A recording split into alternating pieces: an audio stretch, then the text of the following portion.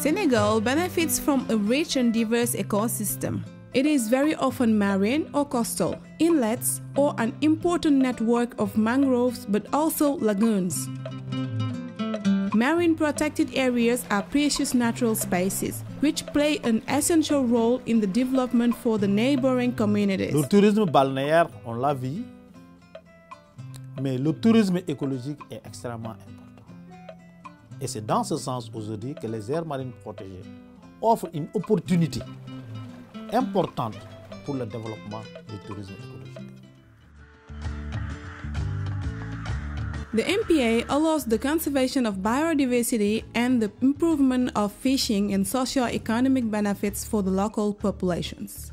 Nous, notre aire marine protégée a des spécificités. La première spécificité, on a une zone qui est une baie, qui est une zone qui est un continuum où il y a la mangrove, où il y a des herbiers marins, où nous avons aussi une zone d'étaigue. Donc c'est une zone de reproduction, une zone d'alimentation. Donc le premier objectif de la création de l'aire marine protégée, c'est la conservation de la biodiversité.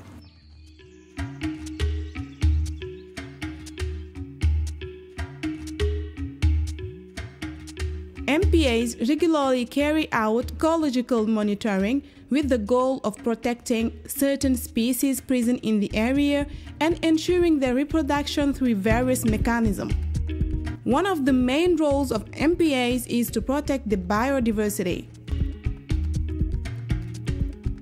tey boo ñëwee Joal dafa nekk large bi dafa nekk 20 km 700 ñu jël 20 km 700 yëpp ñu gis ne jurukaayu jën la màggukaayu jën la fi la jën bi reproduire am na jën yu bëri yoo xam ne ñoom duñu nen n'importe où balaa ñuy nen il faut que ñëw sur les herbiers wala les zones rocheuses mooy ñoom la ñuy wax les démersault wala ñu ñëw sur la zone de mangrove surtout les pélagiques yëpp si biir mangrove bi la ñuy nen si en étant sûr que bu éclosion bi amee seen doom yi dinañ mën a moytu prédateurs yu mag yi dinañ mën a daw si biir li ñuy tudd ay racines échasses laqatu si suuf ba nga xam ne jën yu mag yi duñ leen mën a lekk ensuite bu ñu juddoo dinañ am lu ñu mën a li ñu tuddee phytoplancton dinañ am lu ñu dundee boo ko protégé wu leen heure bi kon dina am Joal Sénégal tey bu nekku leen les AMP dina nekk benn affaire bu catastrophique AMP yi sax ñoo joué le rôle ba nga xam ne wàññi na au moins la situation qui est très compliquée.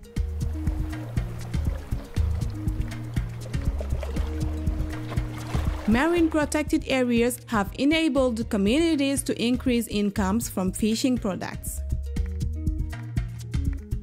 The impact model of MPAs has boosted the growth of several economies, to the great delight of local communities who have seen a real change in their daily livelihood. Since the establishment of marine protected areas, the living conditions of the communities present in these areas have improved, and the MPAs train women in the processing of fish products, fish farming and beekeeping. L'exemple sénégalais dans la gestion de ces ressources marines et côtières avec la communauté, avec l'appui aux communautés, parce que ce n'est pas l'État qui conserve. Maintenant, c'est les communautés qui conservent et l'État vient en appui. Et qu'aujourd'hui, tout le monde reconnaît que l'exemple sénégalais, c'est l'un des meilleurs exemples à suivre aujourd'hui.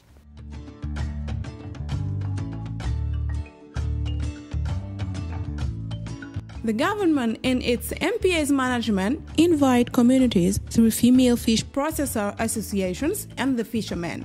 They elect their own officers to run the MPA. ñun ci mangrove bi rek lañuy liggéey ci mangrove lañuy liggéey biñ démé ba dugg aire marine nak repos biologie bi ñëw moo tax tey ñu am xalaat bi yépp ba tax buñ démé repos ñun duñ ko yëg am na yeneen activité yoo xam ne moom la ñuy liggéey. In Ziguinchor, women do market gardening, process cereals, they do oyster farming and beekeeping. They participate in the reforestation of mangroves and so many other activities.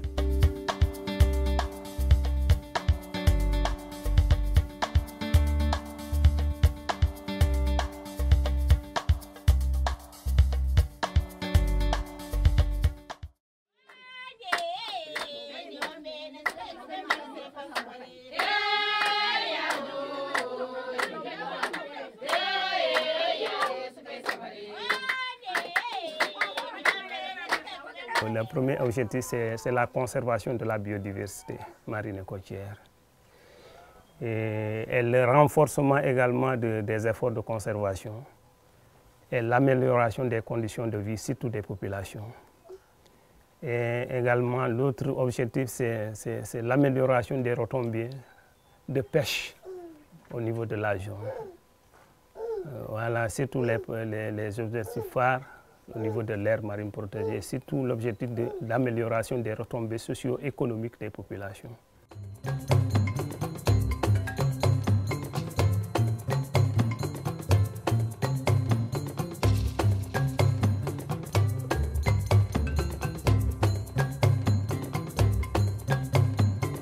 Au niveau de l'AMP de Saint-Louis, donc c'était une AMP à vocation de pêche à l'origine. Donc quand on crée l'aire marine protégée, on l'avait créé un peu pour vraiment amener donc, cette zone à reconstituer son stock de poissons. Et on a vu aujourd'hui que depuis quelques années, il y a une remontée biologique à ce niveau. Tous les villages qui sont dans la sphère de l'aire marine protégée vivent de la pêche.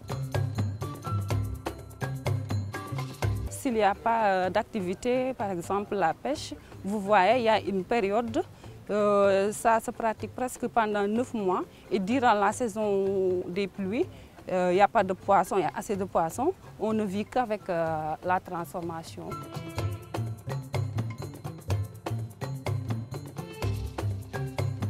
Ça représente une activité principale pour nous, parce que ça nous aide à participer à l'éducation des enfants, à payer l'électricité pendant la saison non abondante, par exemple la saison des pluies. Durant ces 3 mois-là, presque c'est la transformation qui fait vivre la famille. The local MPA has undertaken various actions to deal with coastal erosion, but also to help communities to ensure food safety.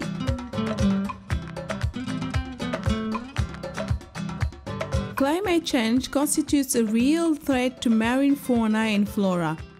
Threats including coastal erosion, plastic pollution and illegal fishing are approached in a range of ways by MPAs in Senegal,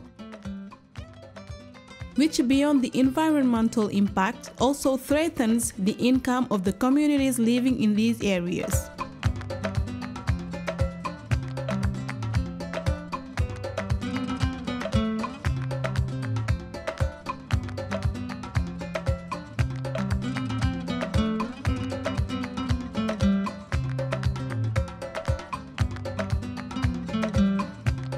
Je suis en même temps acteur, en même temps dans la politique de préservation. Aujourd'hui, on peut compter 4 ou 40 ou 50 jeunes qui travaillent ici.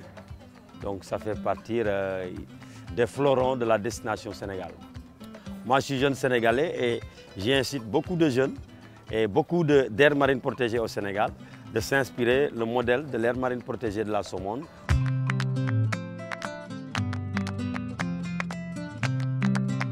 With multiple challenges faced by coastal states, the Senegalese model has a real impact on the conservation of marine biodiversity and on future communities.